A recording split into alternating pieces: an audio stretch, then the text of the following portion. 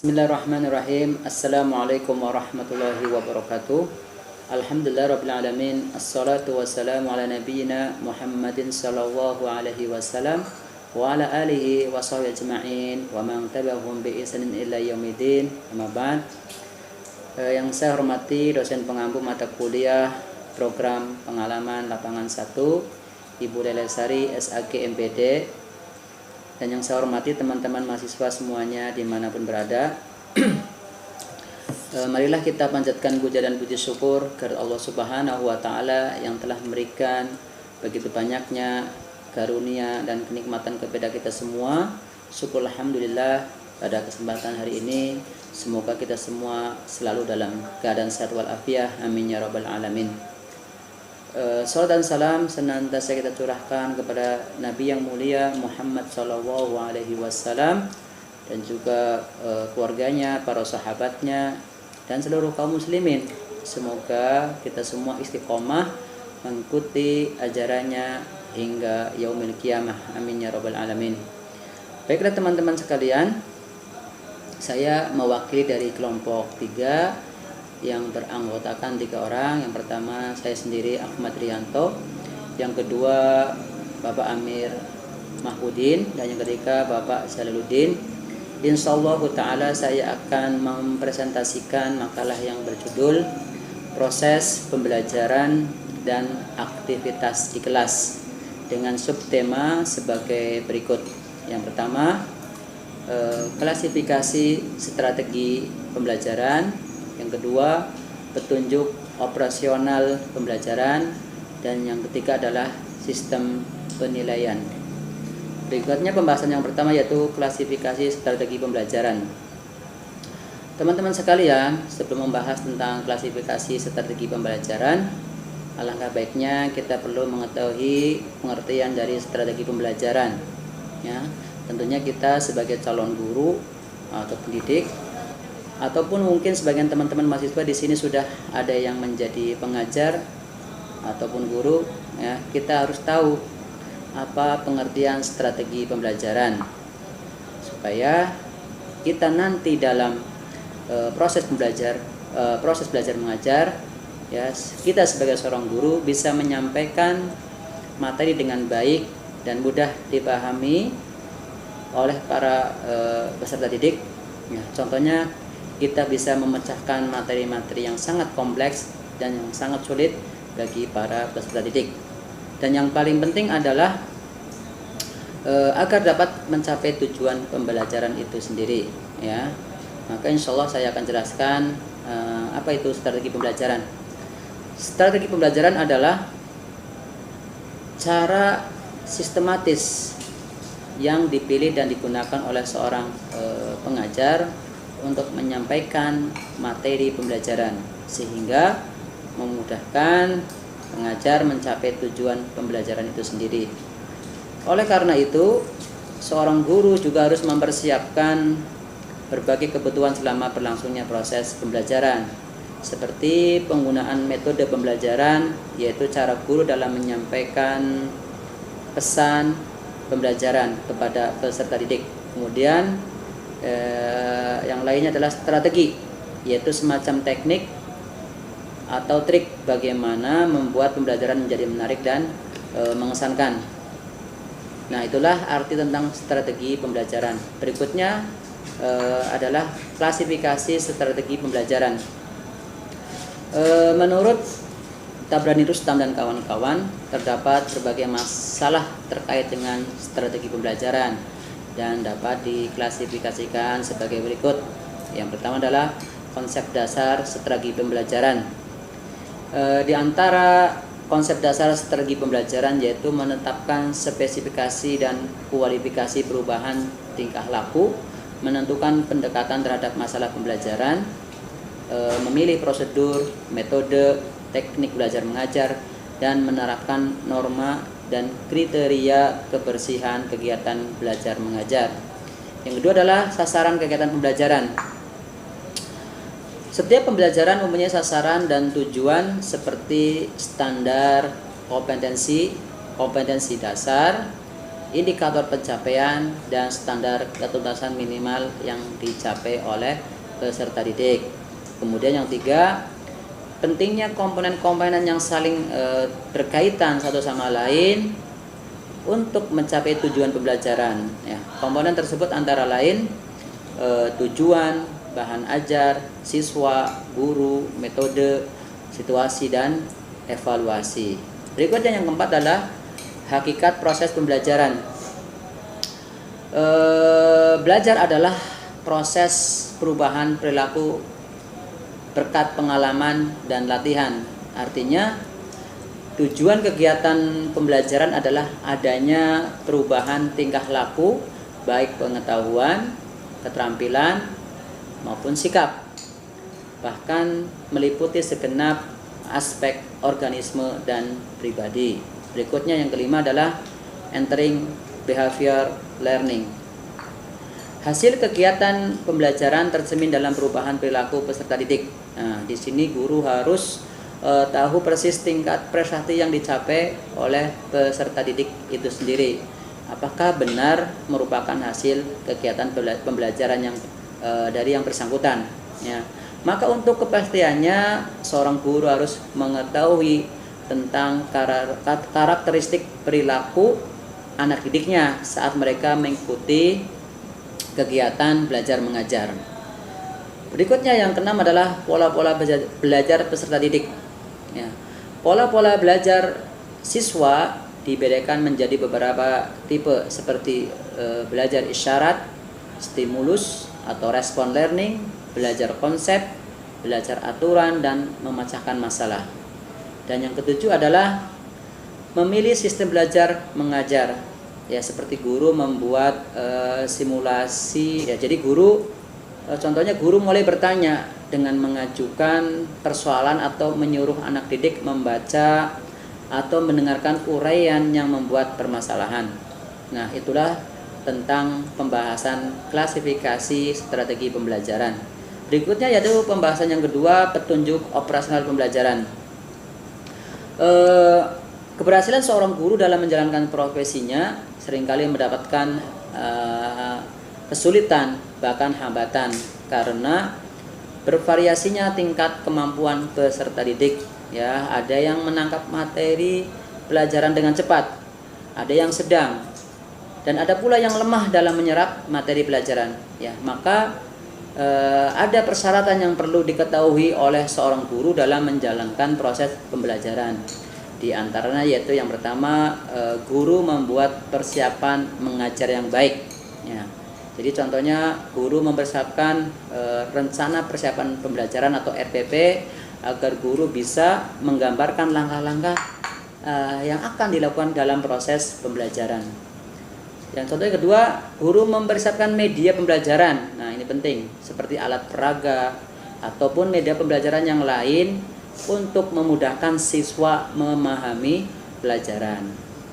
Berikutnya yang kedua adalah syarat yang harus diketahui oleh seorang guru, yaitu guru memakai metodologi mengajar yang tepat, serasi dan selaras sesuai dengan materi, kemampuan serta kondisi peserta didik. Ya, jadi seorang guru itu harus bisa menentukan terlebih dahulu pendekatan, model, metode, dan strategi yang tepat untuk diterapkan saat mengajar, ya, agar peluang tercapainya tujuan pembelajaran semakin besar. Kemudian yang ketiga, guru menguasai materi pembelajaran yang akan diajarkan atau disampaikan kepada peserta didik. Ya, jadi ini penting bagi guru untuk memahami dan menguasai materi pembelajaran yang akan diajarkan agar mampu secara maksimal. Ya. Selain itu juga dengan menguasai materi pelajaran, guru bisa merasa nyaman atau confidence sehingga bisa menaikkan rasa percaya diri. Berikutnya, guru harus siap mental. Ya. Dalam menghadapi peserta didik yang beraneka ragam sikap perilaku yang dimiliki peserta didik, ya, guru harus bisa memahami karakter setiap peserta didik dengan cara seperti pendekatan personal, mewawancarainya, dan memberikan solusi ketika ada masalah pribadi. Ya, berikutnya yang kedua yaitu mencintai tugas sebagai proses. Nah, guru harus didukung oleh suatu perasaan bangga akan tugasnya yang dipercayakan kepadanya untuk mempersiapkan kualitas generasi masa depan. Ya, walaupun memang berat tantangannya ataupun rintangan yang dihadapi dalam melaksanakan tugas sebagai seorang pendidik. Ya, karena pendidikan adalah proses yang direncanakan agar semua berkembang melalui proses pembelajaran. Yang keenam, guru harus memiliki bakat atau wibawa, ya. Jadi guru yang berwibawa adalah guru yang memiliki karisma dan kepemimpinan serta segala kelebihan yang dimiliki seorang guru sehingga selalu ditaati, ya, disegani oleh peserta didik. Dan itu semua timbul dari hati nurani peserta didik. Kemudian syarat selanjutnya yang harus diketahui oleh seorang guru adalah rajin, sabar, ya, menekuni tugas yang diemban. Ya. Guru harus rajin. Ya, ini sangat diperlukan karena apa? Guru itu figur atau model, ya, menjadi contoh bagi anak didiknya. Maka guru yang rajin akan menjadi contoh yang baik bagi peserta didik. Dan juga guru harus mempunyai stok kesabaran yang banyak. Ini yang terpenting, ya.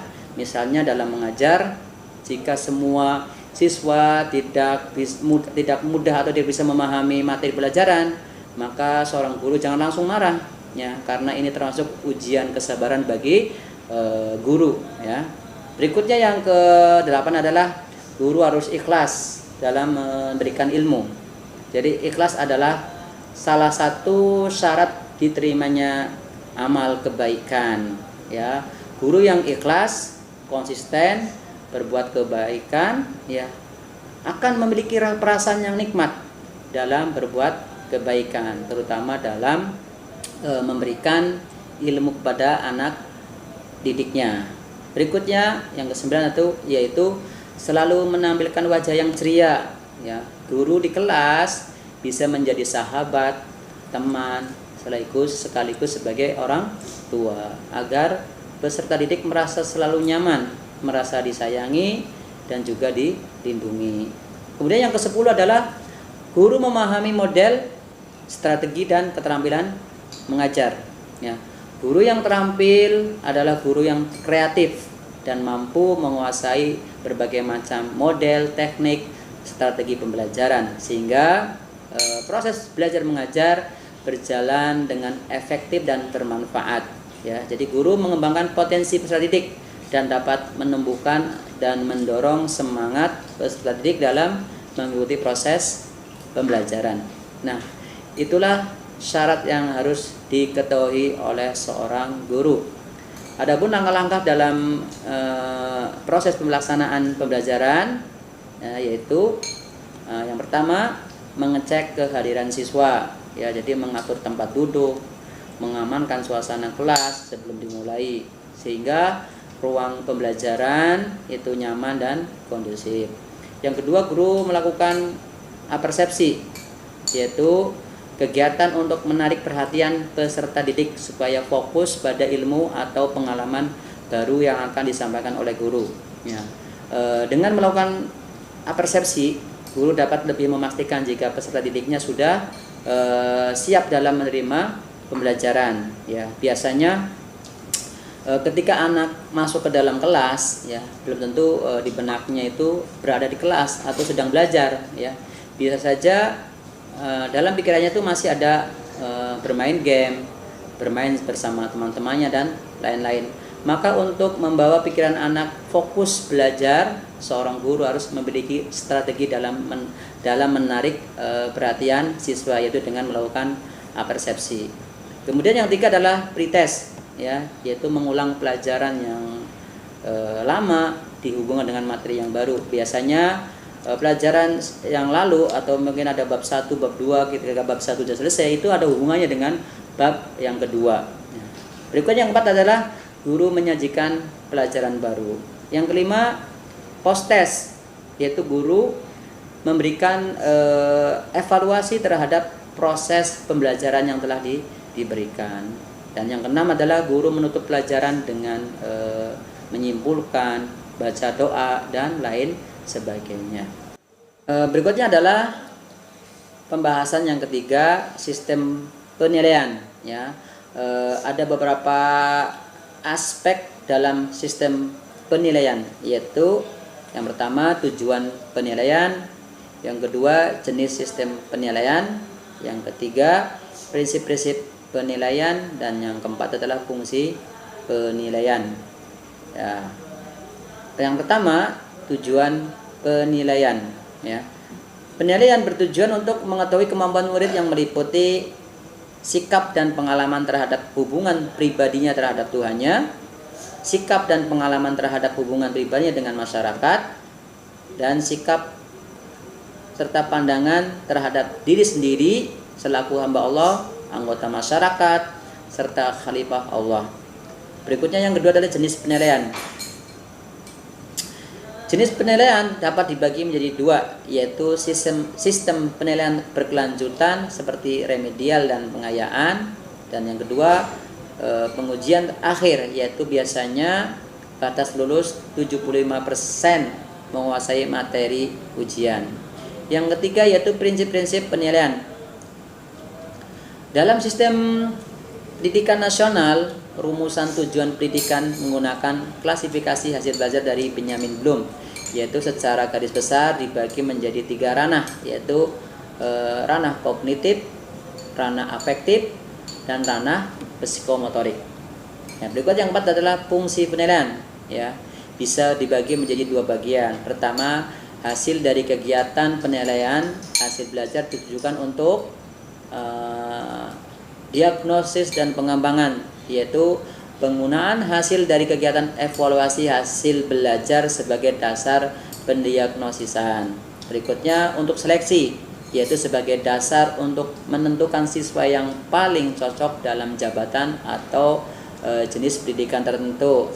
Berikutnya untuk kenaikan kelas, dan yang terakhir untuk penempatan agar siswa dapat berkembang sesuai dengan tingkat kemampuan dan potensi yang mereka miliki.